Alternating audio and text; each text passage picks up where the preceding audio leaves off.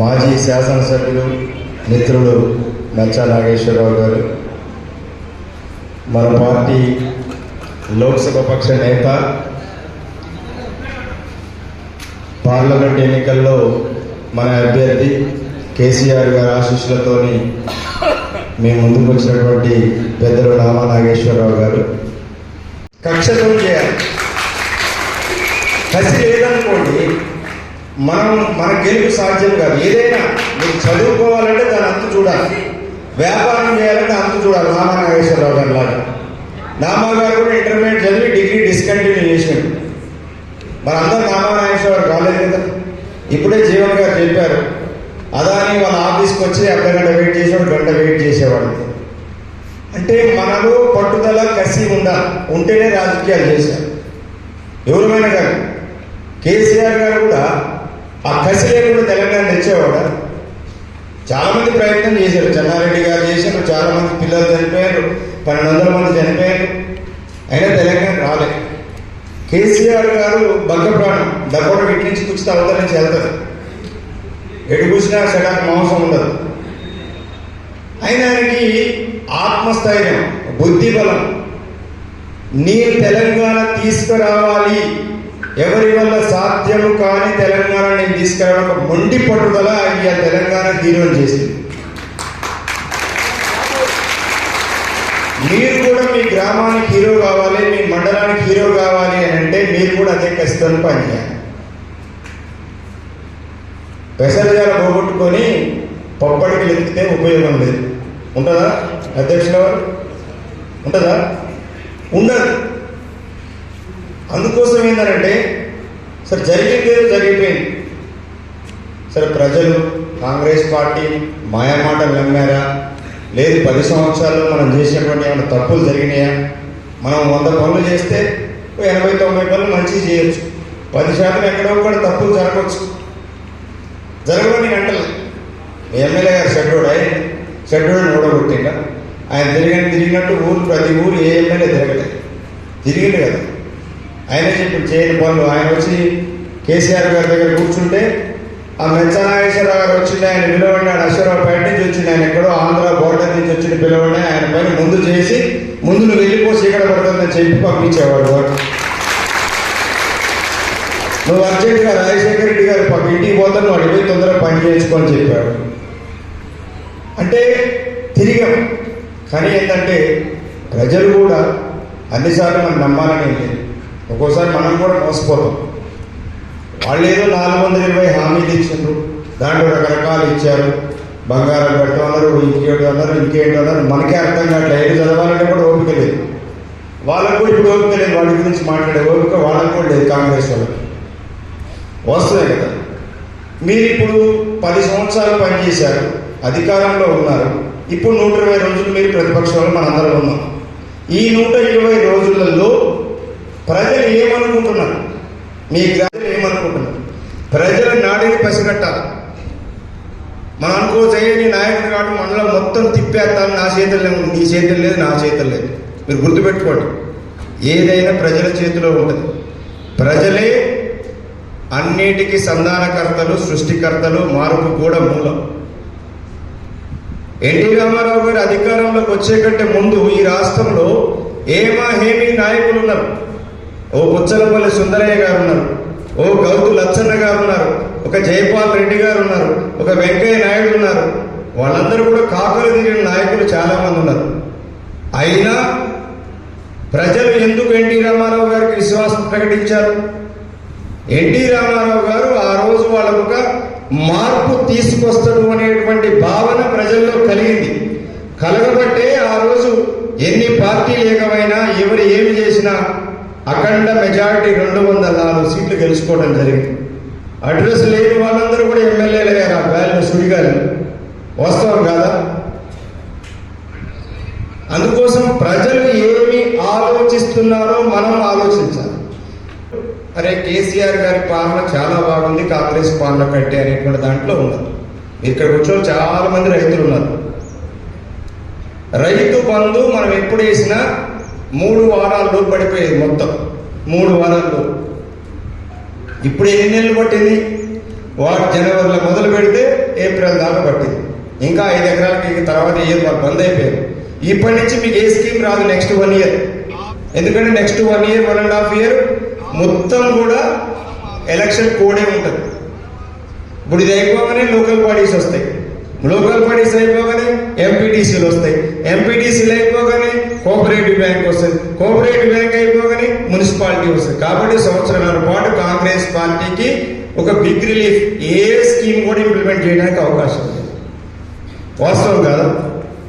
ఒక సర్వే వచ్చింది, ఇంతకు ముందే ఒక సర్వే వచ్చింది. 2 సర్వేల్లో కూడా బీఆర్ఎస్ పార్టీ 9 పార్లమెంటు సీట్లలో గెలవబోతుంది.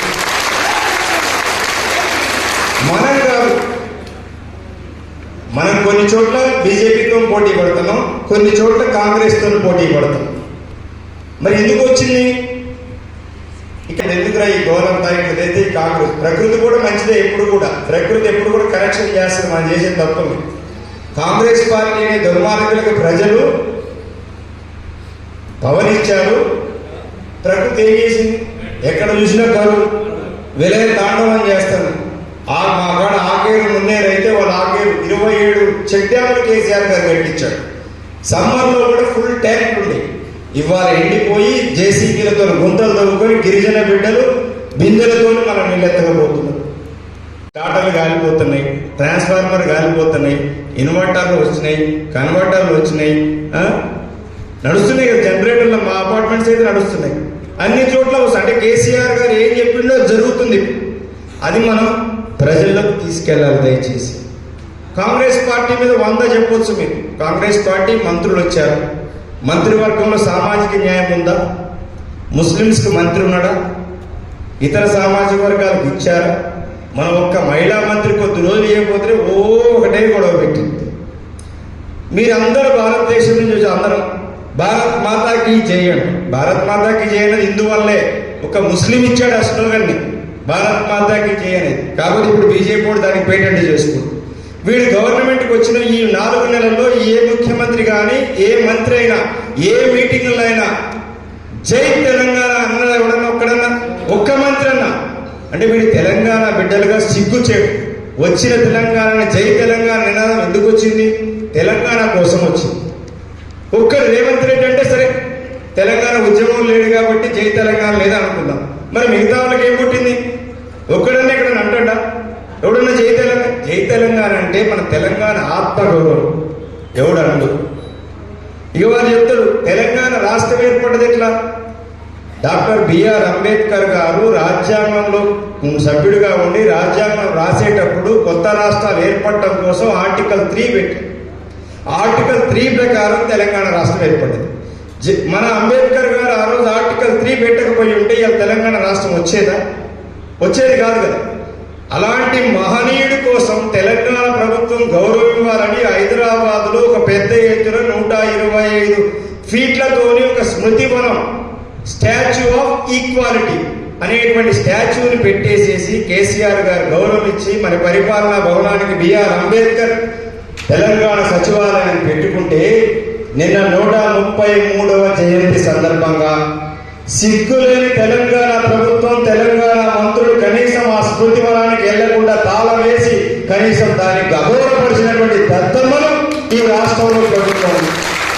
మరి ఈ నియోజకవర్గంలో దళిత బిడ్డలందరూ కూడా బడుగు బలహీన వర్గాలు అంబేద్కర్ ద్వారా, అంబేద్కర్ గారి ఆలోచన ద్వారా రిజర్వేషన్లు పొంది మీరు ఇవాళ ప్రజాప్రతినిధులుగా ఉన్నటువంటి వాళ్ళు, ఉద్యోగాలు చేసేటువంటి వాళ్ళు, అంబేద్కర్కి అన్యాయం జరిగితే మీరందరూ గుర్తెత్తాల్సిన అవసరం ఉందా లేదా అని అడుగుతున్నాను. ఉందా లేదా? ఉందన్నప్పుడు మీరు చెప్పాలి కదా. మనదే అంబేద్కర్ పేరు ఉన్నటువంటి సెక్రటేరియట్లో కూర్చొని నేను ముఖ్యమంత్రి అని చెప్పుకునే సిగ్గుమాలినటువంటి వాడు ఇవాళ ముఖ్యమంత్రిగా ఉన్నాడు. మీరు ఎన్ని ప్రజలకు మీరు ఒక్కడే చెప్పండి. కేసీఆర్ గారు ఇచ్చిన 2000 రూపాయల పెన్షన్ తీసుకున్న వాళ్ళందరూ మాకు ఓటు వేయండి. రేవంత్ రెడ్డి ఇచ్చేటువంటి 4000 పెన్షన్ తీసుకున్న వాళ్ళందరూ కాంగ్రెస్ చేయండి. కేసీఆర్ గారు ఇచ్చేటువంటి కళ్యాణ లక్ష్మి 1,00,000 రూపాయలు తీసుకున్న వాళ్ళందరూ మాకేయండి. 1,00,000 రూపాయలతో పాటు తులం బంగారం తీసుకున్న వాళ్ళందరూ కాంగ్రెస్ చేయండి అని చెప్పండి. చెప్పాలా వద్దా? మీరు చెప్పాలి.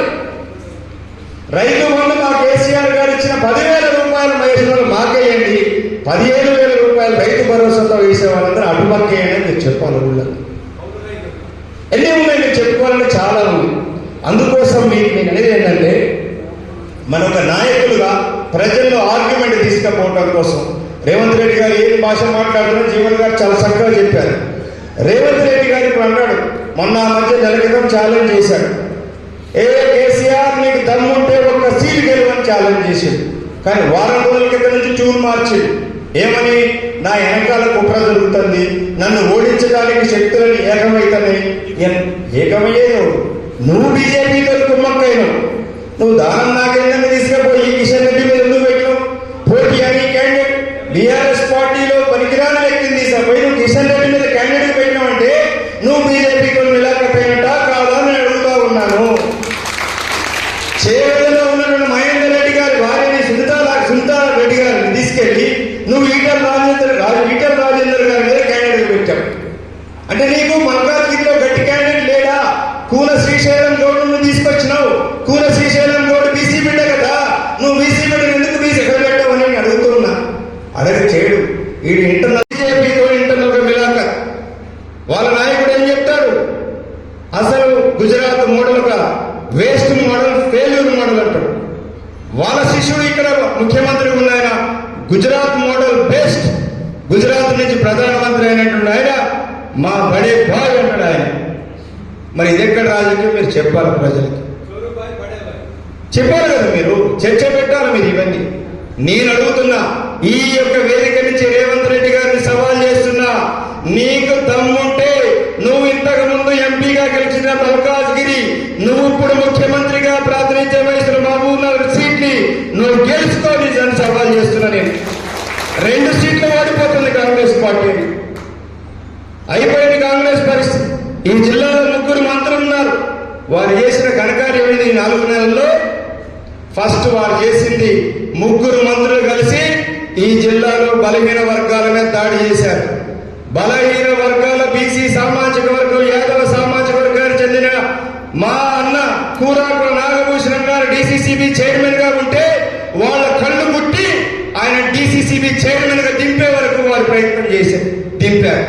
దింపిరా లేదా? అంటే ఒక బలహీన వర్గాల వ్యక్తి డిసిసిబి చైర్మన్ ఉంటే వారికి ఇష్టం లేదా అని అడుగుతా ఉన్నాను నేను. కానీ కేసీఆర్ గారు ఏం చేశారు, బిడ్డ నువ్వు మా నాగభూషణ్ దింపుతావా, మీ సంగతి తెలుస్తా అని చెప్పి ఇంట్లో వాళ్ళ సొంత కుమారుడు ఉన్న రాజ్యసభ సీటు బడుగు బలహీన వర్గాలకి ప్రతినిధిగా ఉన్న మా అన్న వద్దిరాజు రవిచంద్ర గౌడ్. సో కేసీఆర్ గారు బలహీన వర్గాల పక్షపాత, లేదా ఈ జిల్లాలో ఉన్నటువంటి 3 మంత్రులు బలహీన వర్గాల పక్షపాతలా తెలుసుకోవాల్సిన అవసరం ఉంది నియోజకవర్గ ప్రజలు. అందుకోసం ఇలాంటి విషయాలన్నీ మీరు చర్చ పెట్టండి దయచేసి. ఖచ్చితంగా నామా నాగేశ్వరరావు గారు మే 11 జరిగే ఎన్నికల్లో గెలవబోతున్నారు. మనకు ఉన్నటువంటి 9 స్థానాల్లో వారు కూడా ఉన్నారు. గుర్తుపెట్టుకోండి మీరు. కాంగ్రెస్ 3, ఆ 7గురికి మోడీని కానీ అమిత్ షా చూస్తే ప్యాంట్లు తడిసిపోతాయి. ప్యాంట్లు తడిస్తే 7గురికి ఏ క్వశ్చన్ అడగరు వాళ్ళు. తెలంగాణ గురించి మాట్లాడరు, తెలంగాణ యొక్క ప్రయోజనాల గురించి మాట్లాడరు, తెలంగాణ రైతుల గురించి మాట్లాడరు, దేని గురించి మాట్లాడరు. కానీ మన బృందానికి నాయకత్వం వహిస్తున్న నామా నాగేశ్వరరావు గారు తనకున్న అనుభవంతో ఇవాళ గిరిజన యూనివర్సిటీ మురుగులో వచ్చిందంటే కారణం ఎవరు? నామా నాగేశ్వరరావు గారు. ఎవరు? రైతులకు వ్యతిరేకంగా నల్ల చట్టాలు తెచ్చి రైతులు కొట్లాడ చేస్తుంటే 7 నెలలు కొట్లాడి ప్రాణాలు అర్పిస్తుంటే పార్లమెంటులో సభ్యులందరినీ ఏకం చేసి రైతుల పక్షాన కొట్లాడిన నాయకుడు నామా నాగేశ్వరరావు గారు. కాబట్టి చెప్పుకుంటూ పోతే చాలా ఉన్నాయి. మీకు అందుబాటులో ఉండే వ్యక్తి. ఈ కాంగ్రెస్ పార్టీ నుంచి 7 వస్తారు, ఎవరు వస్తారో కూడా మనకు తెలియదు.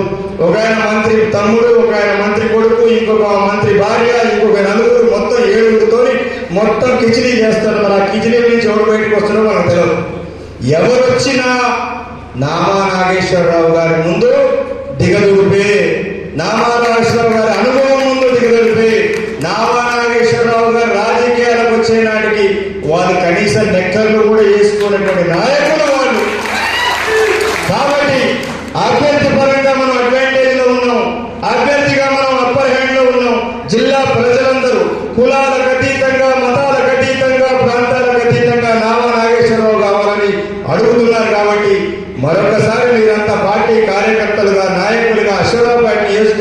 నుంచి 2019 ఎన్నికల్లో ఏదైతే మీరు చరిత్ర సృష్టించారో ఆ చరిత్రనే మళ్ళీ మీరు ఒకసారి సృష్టించాలని మీ అందరినీ ప్రతి ఒక్కరిని పేరు పేరున మనస్ఫూర్తిగా చేతులెత్తి నమస్కరిస్తూ సెలవు తీసుకుంటాను. జై తెలంగాణ.